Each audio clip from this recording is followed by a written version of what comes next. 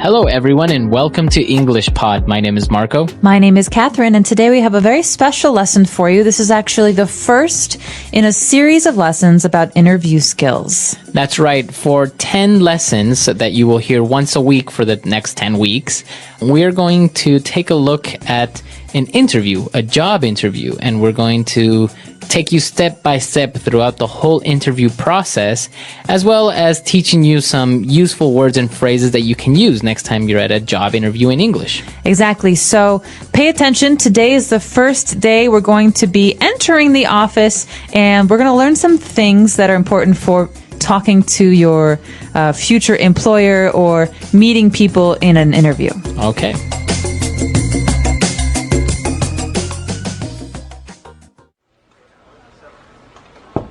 Come in. Mr. Parsons? Ah, you must be Rebecca. Please do come in. Thank you for making some time to see me, Mr. Parsons. It's a pleasure to meet you finally. The pleasure's all mine, Rebecca. Have a seat, please. Now, would you like any refreshments, tea or coffee? A coffee would be lovely, thank you. Black, no sugar. No problem. Sally, can we have 2 coffees, please? 1, no milk or sugar. Certainly, Mr. Parsons. So, Rebecca, I understand you had a first interview with Miss Childs last week? Yes, that's correct. She filled me in on the details of the job on the telephone. Great. Well, I'm glad to say she recommended you for a second interview, and here we are. Perhaps we can start by discussing your background and resume details a little. Yes, of course. All right, we're back. So now let's take a look at language takeaway. Language takeaway.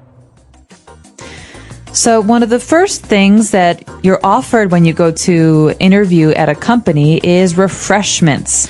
Right. Would you like any refreshments? This sounds complicated, but it's actually a very simple word for beverages or drinks. Right. So that's why he offered her tea or coffee. Right. So refreshments are cola, coffee, tea. But how do you answer this? If I say, would you like any refreshments, Marco? You can say, yes, water would be fine, thank you. Okay, water would be fine. Or I'd like a Coke. Or I'd like a cup of coffee. Cup of coffee. Great. Refreshments are drinks. And after that, the characters are talking about the details of the job. So what are these details? How are they different from the job itself? Well, the details of the job are the specific points about the job. So, for example, if she applied for a job as a receptionist, the details of the job would be answering the phones, taking messages, receiving people at the office. Those are the main details of the job. Also, we need someone who works from 9 a.m. to 5 p.m., someone who is going to come 5 days a week. Mm-hmm. So the details are basically more information about something. Right, the specific information about a general topic. And it's not only related to work, the details can be of many, many things. Right, so if I ask you about your details, Marco, you could maybe tell me your phone number, your address. My full name. Full name or birthday. So these are details. Okay. And, well, after they talked about the details of the job, after she explained that she received the details of the job by phone, Mr. Parsons said that she was recommended for a second interview. So Rebecca is coming to the office for a second time. She already had one interview, and the woman she talked to the first time recommended her for a second interview. So the verb here is to recommend. Right. And you can recommend a person, an object, a movie, and that's basically you are saying that this is good and that it's worth seeing, it's worth buying, it's worth interviewing. For example, I really like the movie Avatar. Marco, I recommend you see it. Okay, or I can say, Catherine recommended the movie Avatar. Okay, so Catherine liked it, Catherine decided, Catherine suggested or told Marco it would be good. That's right. So to recommend. And then Mr. Parsons said that they're going to start discussing her background. Well, background, think of the word back. That means behind. This usually means a person's history at a job or at many jobs, or even their educational background, information about where they studied. That's right. So the background, maybe a person's background is, as you said, all their history, work, study, many different things, even maybe seminars or courses that they assisted. Or even just their personal history. For example, Marco, you speak English like an American. What's your background? Because I know you're not American. Right, I'm from Ecuador. Okay, background. So that means someone's personal history. That's right. And hand in hand with background, we have a piece of paper that usually you send into an employer to apply for a job. This is the famous resume. Resume. So you're right, Marco. Resume is a document. In this case, it is a document that lists your work history, your working background. And it's a very important part of applying for a job. And usually you send your resume before you go for the interview so that the employer can look and see, is this person qualified? How old are they? What's their work history? And, well, very similar to a resume, you may have heard a CV. That's right. A CV is a lot like a resume. It stands for curriculum C, vitae V, CV, and it's more detailed. It has more details about a person's academic or study history. Exactly. So a resume, I guess it's very similar to a summary of your work background, whereas a CV will have more details about your education, maybe more details about your work background, what did you do, objectives, etc. Great. So maybe we should listen to today's dialogue one more time, and when we come back, we'll be talking about some of the interesting phrases we heard in today's dialogue.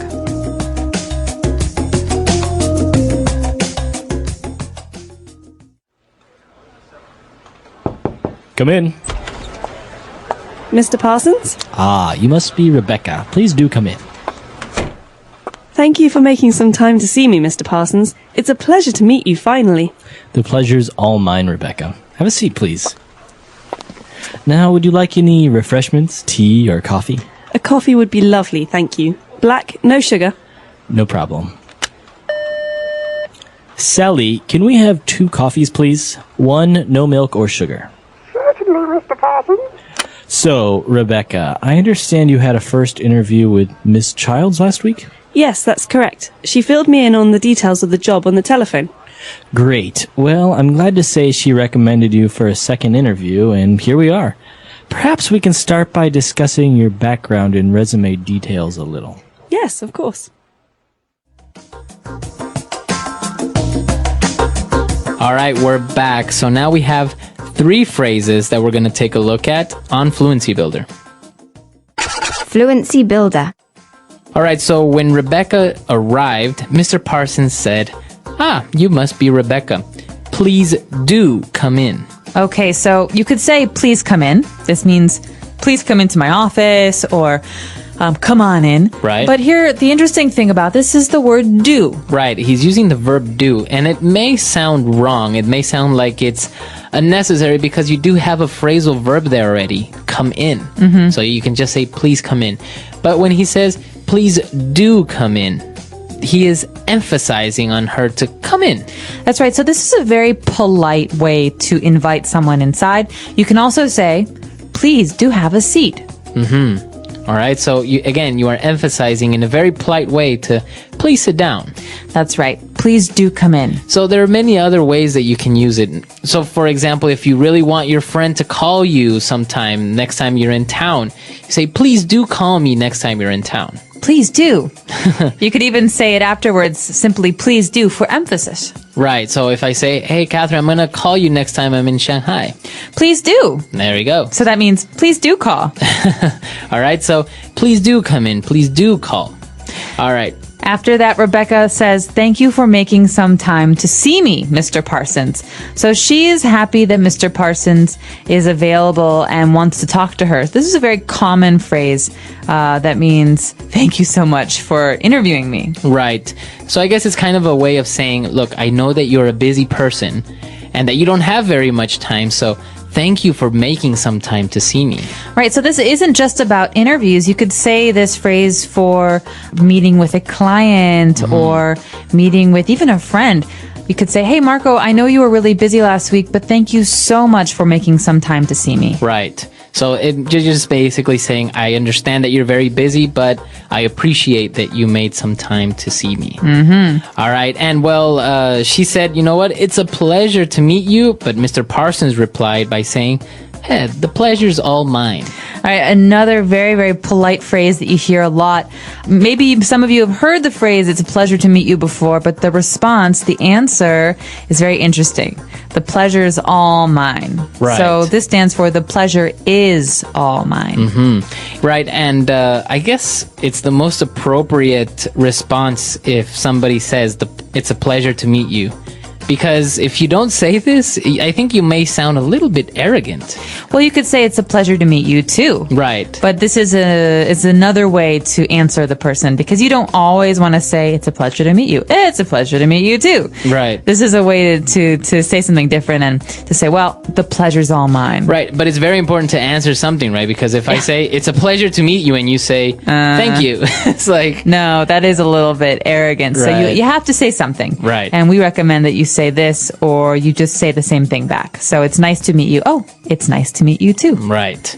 Okay, and our last phrase is actually when they were talking about, again, the details of the job, and she said that Miss Childs filled her in on the details. She said, she filled me in on the details of the job on the telephone. Okay, so this is an interesting verb, to fill in, or in this case, to fill someone in, to fill me in, to fill you in. This basically means to tell someone about something. Right. Or if I know a little bit of information, but not a lot of information about something, this way you're telling me more so I understand it better. Right, I'm giving you all the information. So maybe somebody is talking about a rumor in the office, and you go and you say, hey, fill me in on the gossip. All right, so you want to know all about it. Right. Or for example, Marco, we're having a party next Sunday, but I'll have to fill you in on the details around Friday. Okay, because you don't have all the information right now. Yeah, I don't know yet what time or where. Okay, so to fill someone in is to give them all the information or to give them more information. Fill me in. Fill me in. All right. Why don't we take a look at our dialogue for the last time, and we'll be back in a little bit.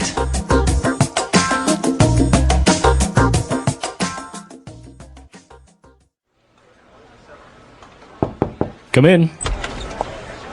Mr. Parsons? Ah, you must be Rebecca. Please do come in. Thank you for making some time to see me, Mr. Parsons. It's a pleasure to meet you finally. The pleasure's all mine, Rebecca. Have a seat, please. Now, would you like any refreshments, tea, or coffee? A coffee would be lovely, thank you. Black, no sugar. No problem. Sally, can we have 2 coffees, please? 1, no milk or sugar. Certainly, Mr. Parsons. So, Rebecca, I understand you had a first interview with Miss Childs last week? Yes, that's correct. She filled me in on the details of the job on the telephone. Great. Well, I'm glad to say she recommended you for a second interview, and here we are. Perhaps we can start by discussing your background and resume details a little. Yes, of course.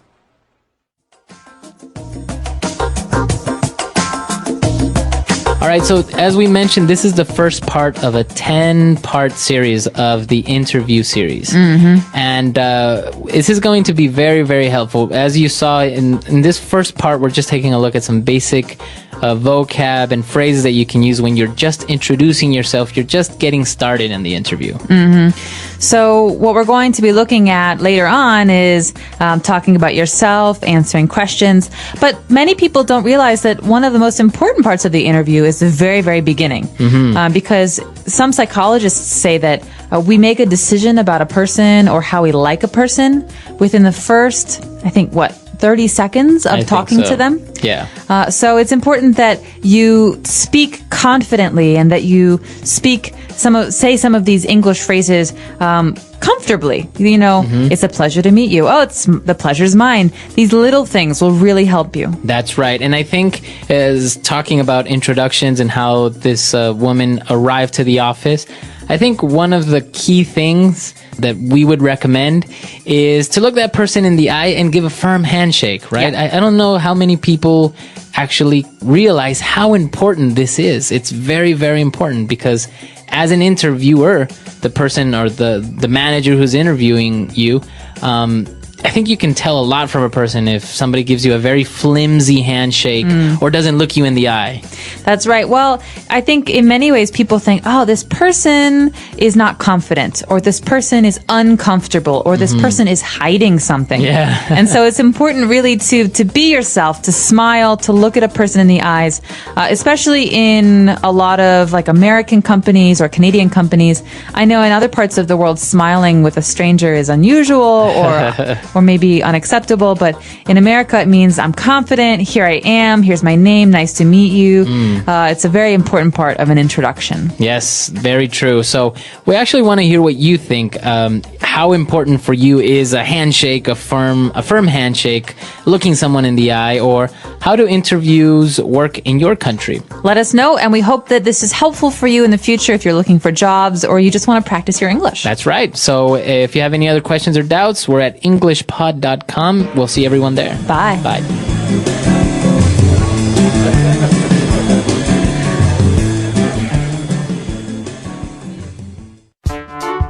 The English Pod Audio Review. Listen to the meaning, then say the vocabulary word. Drinks. Refreshment. A meeting at which people talk to each other. Interview. A short document describing your education, work history. Resume. Suggest. Recommend. The experiences, knowledge, education of a person. Background.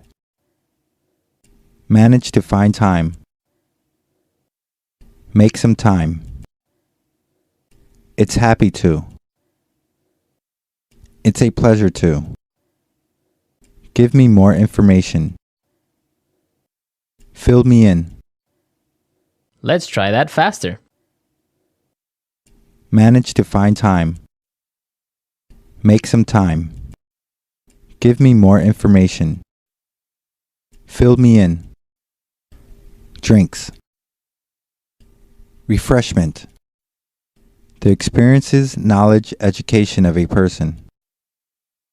Background. A meeting at which people talk to each other. Interview. Suggest. Recommend. It's happy to. It's a pleasure to. A short document describing your education, work history. Resume. Now say the word and hear it in a sentence. Make some time. Can you make some time to meet with me this afternoon? Make some time.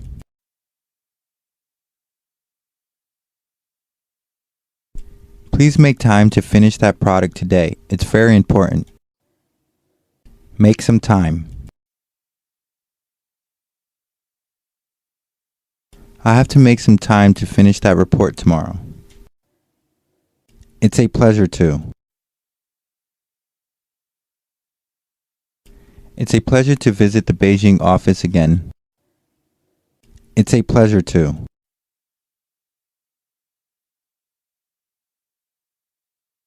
Mr. Johnson, I've heard so much about you. It's a pleasure to finally meet you.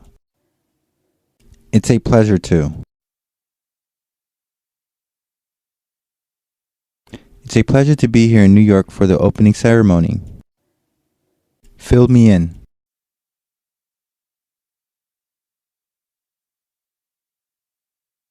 Amanda wasn't at the marketing meeting yesterday. Can you fill her in on what we discussed? Fill me in.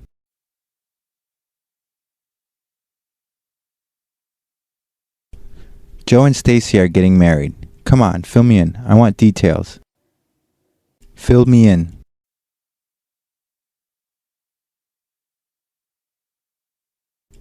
I missed what Mr. Wang said about the new system. Would you fill me in, please? Recommend. Avatar is a great movie. I totally recommend it. Recommend.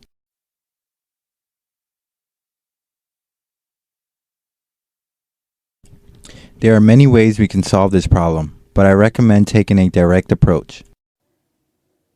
Recommend.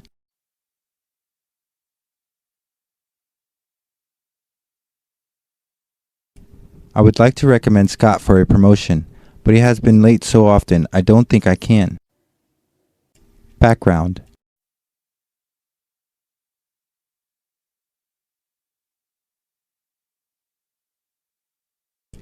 Jill has a strong background in IT. She studied computer science in university and spent 2 years working for Microsoft. Background.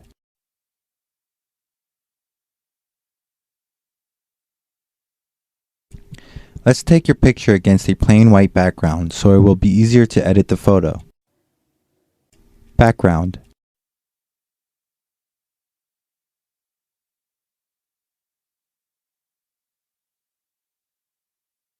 President Obama has a varied cultural background. His father is Kenyan, his mother is from Kansas, and he grew up in Indonesia and Hawaii.